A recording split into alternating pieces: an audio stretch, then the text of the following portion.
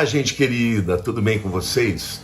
Olha, o vídeo de hoje é um vídeo que eu vou, na verdade, reagir às muitas perguntas a respeito de Noé. Então, se você está interessado em saber muito a respeito de Noé, da arca, fique aqui, porque eu vou responder as perguntas mais interessantes e mais frequentes que me fazem a esse respeito.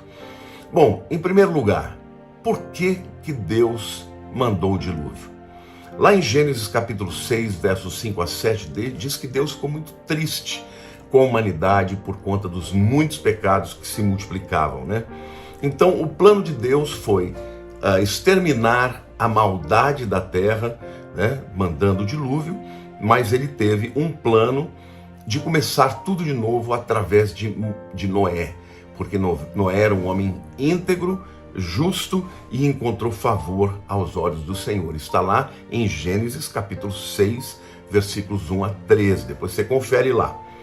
Bom, gente, o pai de Noé, Lameque, fez uma previsão, na verdade, uma profecia, que no filho dele, na verdade, a humanidade encontraria descanso. O nome de Noé, né? Nar, significa descansar, tá bom, gente? E lá em Gênesis 5, 29, né, que o texto diz, na verdade, a profecia de que Deus nos daria descanso das nossas lutas, né, por conta da terra que havia sido amaldiçoada, né? E de fato, Noé foi o homem que começou tudo de novo, uma nova terra, uma nova oportunidade para a humanidade, e aqueles pecados horrendos daquela época foram terminados com o dilúvio. Qual que era o caráter de Noé, gente? Ele era um homem perfeito, não tinha pecados? Claro que ele tinha pecados. Mas o que a Bíblia diz lá em Gênesis 6, versículo 9, é que ele andava com Deus e que ele era um homem justo, entendeu? Quando a Bíblia fala que ele não tinha, no inglês é blameless, né? Que ele não tinha culpa, que não tinha mancha, ali o texto fala de algo cerimonialmente. Então muitos acreditam que ele, na verdade, não tinha as impurezas, obviamente, dos descendentes dos nefilins, né? Eu tenho um vídeo que fala muito sobre isso, tá? Mas a verdade é que Noé era um homem que cria em Deus, que andava com Deus e por isso encontrou favor e graça diante de Deus. Bom, gente, o que Deus disse de Noé, para Noé, Deus disse para Noé que ele iria destruir tudo, né? Que ele ia acabar com o mundo e que, porque a terra estava cheia de violência, olha que coisa, né? E aí Deus falou para Noé, você vai fazer uma arca, um grande barco, um grande navio, né? E diz que deveria ser de madeira de gofer, né? Que é provavelmente um cipreste, e diz também que ele seria betumado, né? Então, obviamente, o betume é um subproduto do piche, né? Agora, quais são as medidas da arca? Muita gente me pergunta que tamanho que era essa arca, né? Bom, é aproximadamente, gente, 150 metros de comprimento, tá? De largura, aproximadamente 25 metros, tá? E 15 metros de altura, tá, gente? Essa medida da arca, obviamente, é um barco de grande porte e tal, mas existem hoje barcos que são maiores, né? Pastor, como é que era o design da arca? Como é que ela era, né, feita lá por dentro? Bom, o design foi dado pelo próprio Deus, né? E ele tinha 3 decks, né? 3 pisos com diversos quartos, né? Tinha uma porta só, olha que interessante, gente, no lado da arca. E também tinha um telhado com uma janela que tinha aproximadamente 45 centímetros. Olha que coisa, tinha no teto somente uma abertura de 45 centímetros por onde entrava o ar, não é isso? Isso está lá em Gênesis capítulo 6, versículos 14 a 16, né? Bom, Deus disse para Noé que ele ia trazer as águas para destruir toda a vida debaixo dos céus, né? Mas que ele estaria estabelecendo uma nova aliança com Noé. Noé creu, Noé obedeceu e por isso foi livre, né? Agora, quem entrou na arca? O convite foi para todos, gente, assim como as pessoas recebem o convite para aceitar Jesus. O convite foi para todos, mas as pessoas ridicularizaram Noé, e a verdade é que entrou Noé, seus filhos, as suas noras, e entraram na arca, e a sua esposa, obviamente. E entraram também todos os animais em duplas, macho e fêmea, porque Deus queria manter também a vida animal, continuando, né, proliferar. Algumas pessoas vão dizer, pastor, mas como assim? Não ia caber tanta gente, tantos animais. Não se esqueçam, gente, a humanidade estava no início de todas as coisas, então não tinha, assim, tantos tipos de animais também.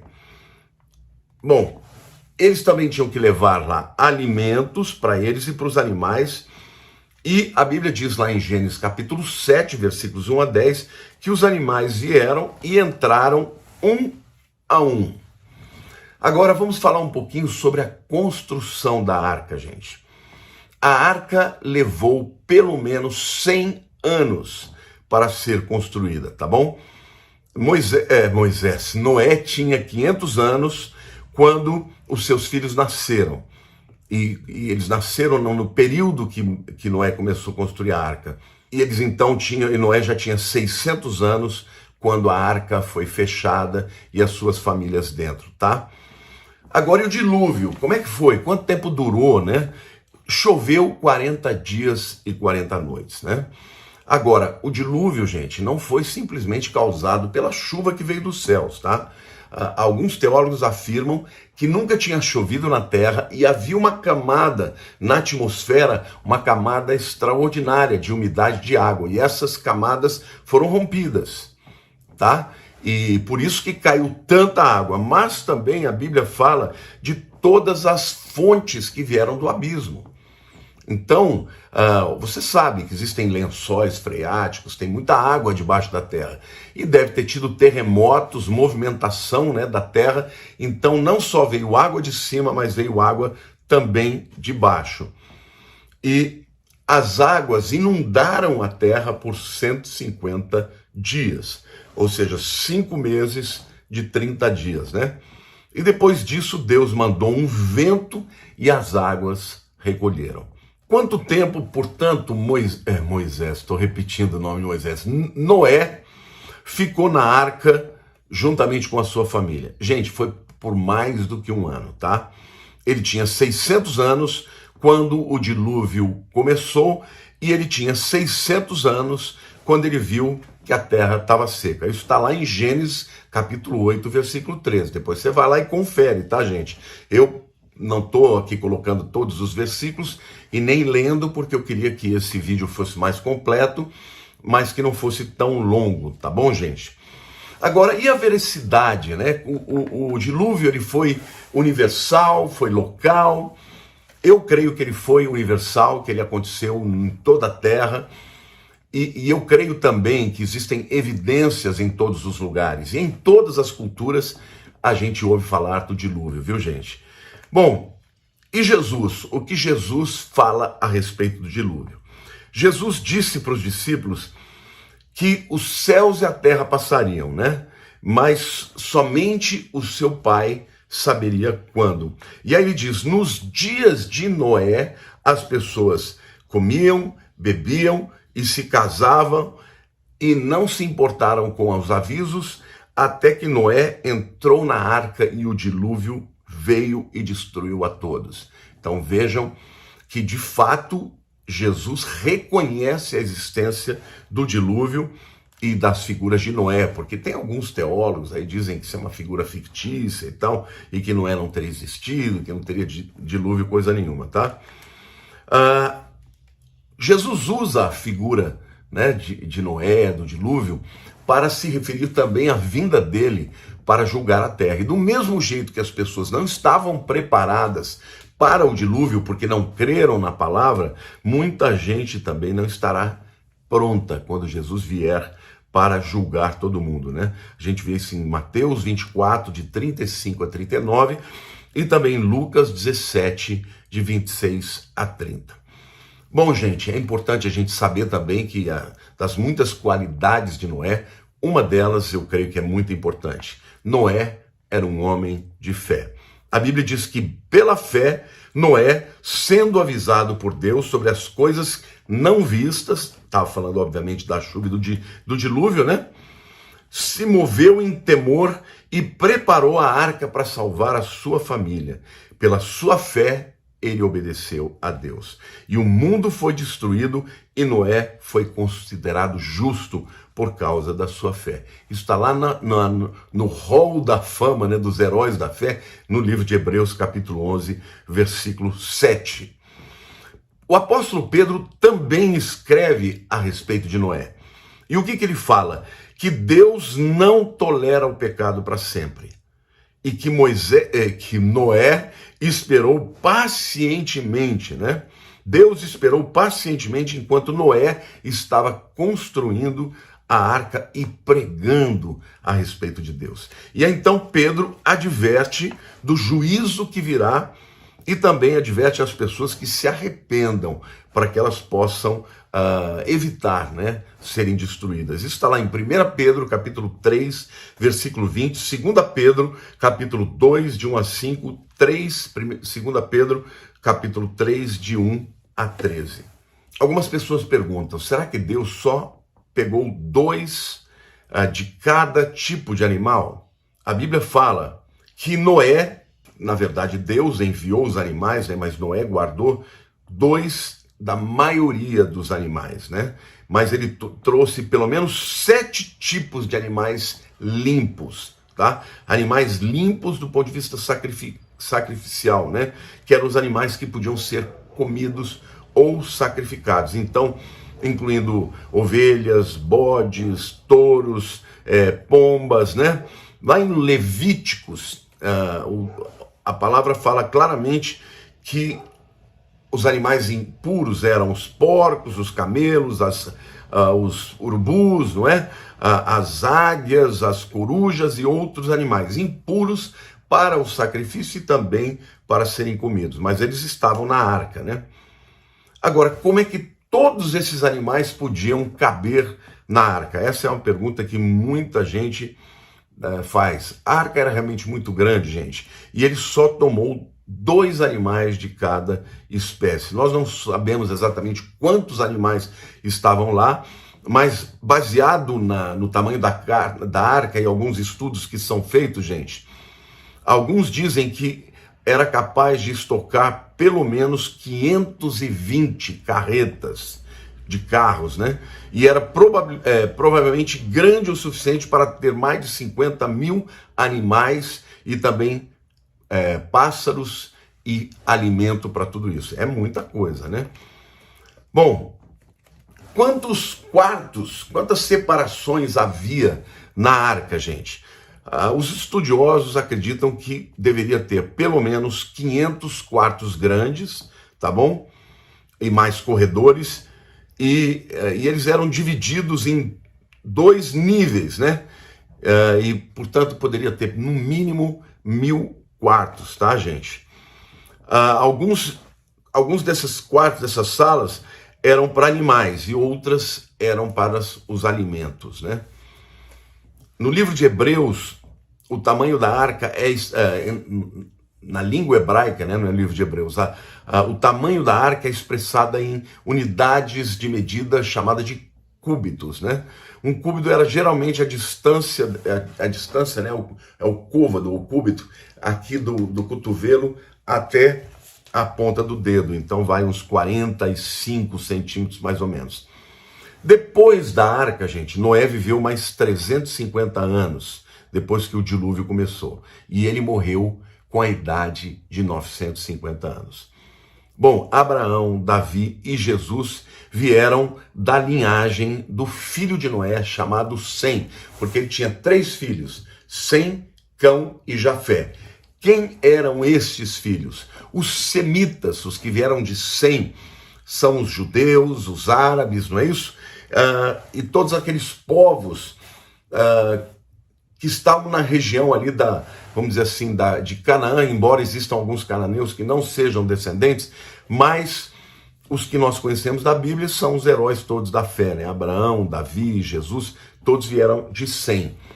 Ele migrou para aquela região ali vamos dizer assim, do Oriente Médio, da região onde hoje é Israel, onde também são os países árabes ali em volta. Cão, ele gerou Canaã e ele migrou para a região da África, tá? E Jafé, ele migrou para a região da Europa e para a região da China, da Índia. Então, os indo-europeus são descendentes de Jafé, os cananeus são descendentes de Cão. Então, parte desses cananeus estavam ali na terra de Israel, né? Mas eles foram muito mais para a região da África. E os semitas são aí os povos bíblicos, como os árabes, como os descendentes de Abraão, né? E os judeus também. Então, meus queridos, algumas perguntas para finalizar. Onde que está a arca hoje?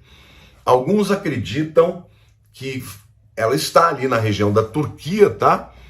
E muito provavelmente ela tenha sobrevivido nas chamadas montanhas do Ararat. Aliás, a palavra Ararat significa maldição invertida. E o interessante que a arca desceu no Monte Ararat, que chama maldição invertida, no 17º dia, tá? Do mês de Abib, que é o mês, na verdade, em que a Páscoa é celebrada. Acontece que a Páscoa é celebrada no 14º dia, tá? E a arca teria pousado no Monte Ararat no 17º dia. Mas pera lá, Jesus morreu na Páscoa, né, no 14º dia do mês de Aviv, né? Agora, e ele ressuscitou no 17º dia. Uau, isso significa que Deus já estava mandando uma profecia, gente. Por quê? Porque a arca que representa a salvação, ela desceu num monte que significa maldição revertida, exatamente no dia da ressurreição de Cristo, só que pelo menos 3.000 anos antes. Não é maravilhoso isso? Então a arca, ela não só representa a salvação, mas representa também o início de uma nova vida, que foi exatamente o que aconteceu com todos aqueles que saíram da arca, começaram uma nova vida, uma nova história e uma nova humanidade sobre a terra, tá? E o sinal do arco-íris veio porque as águas que estavam na atmosfera foram quebradas, e a partir de então o sinal que Deus deu da aliança com Noé é que nunca mais o mundo seria destruído por dilúvio. E quando a gente vê o arco-íris, a gente se lembra de Noé, se lembra do dilúvio, mas se lembra da graça de Deus e da promessa que ele fez, que nunca mais iria destruir o mundo através das águas. Eu espero que você tenha gostado. Comente aí, faça perguntas. Se eu não respondi as suas perguntas sobre a arca, pode escrever aí embaixo. Quero também te convidar, se você ainda não se inscreveu no meu canal, a se inscrever, e também te pedir que você compartilhe esse vídeo para que muita gente possa vê-lo. Tá bom, queridos? Um beijo grande no coração de todos vocês. Fiquem com Deus. Olá, meu querido e minha querida. Eu espero que esse vídeo tenha abençoado a sua vida. Mas eu também quero te fazer um convite. Eu estou preparando alguns cursos para a edificação da sua vida e eu gostaria muito de convidar a preencher uma pesquisa super simples para que eu saiba exatamente quais os temas que você se interessa para conhecer da Bíblia. É muito simples. Para você participar disso, basta você clicar no link aqui embaixo e você terá acesso à pesquisa. Muito obrigado, um beijo no seu coração.